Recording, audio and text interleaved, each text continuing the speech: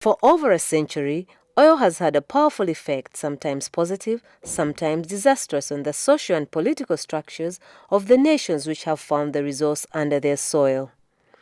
It's been the cause of great wealth and development, caused unemployment and poverty, been the cause of political upheaval and war, created opportunities and markets, caused environmental disasters, provided investment in education for future generations, and widened the gap between the rich and the poor. Oil has proven to be one of the most controversial of natural resources. Oil has now been found in Uganda. An estimated 3.5 billion barrels of oil, the estimated value of which is between 20 and 30 billion US dollars over the next 20 to 30 years. If used for the benefit of the people, that's enough money for Uganda to build schools and hospitals, pay for better roads and education, and invest for the future generations of Ugandans to benefit from. However, with so much money at stake, the history of oil discovery has often been shrouded in corruption, waste, and poor management, which benefits few and leaves the people with nothing.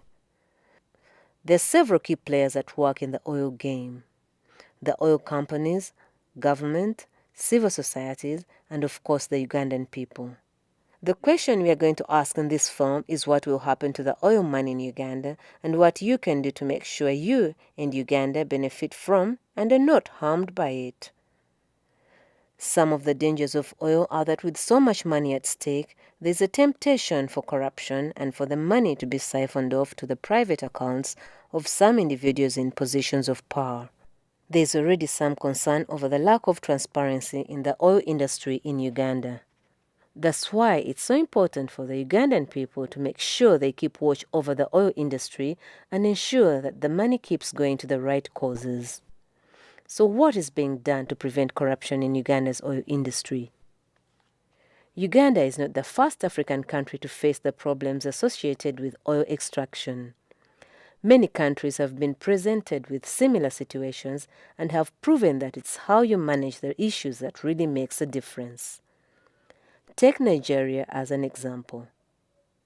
Nigeria is one of the most oil-rich countries in the world and the biggest oil producer in Africa with 37.2 billion barrels of oil. That's over 10 times more than Uganda. Compare Nigeria's situation to Ghana, which has been praised for its forward thinking and management of oil revenue. Ghana is estimated to have between 1 and 2 billion barrels of crude oil, which is less than that of Uganda.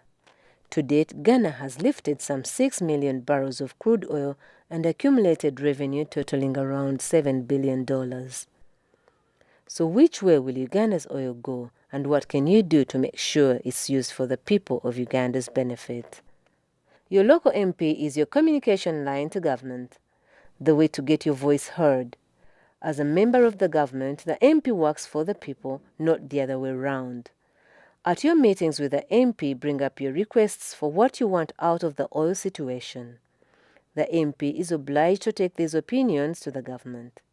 If enough people do it, the voice is heard louder and louder by the government and the people in power. Your local village councils are your first stop.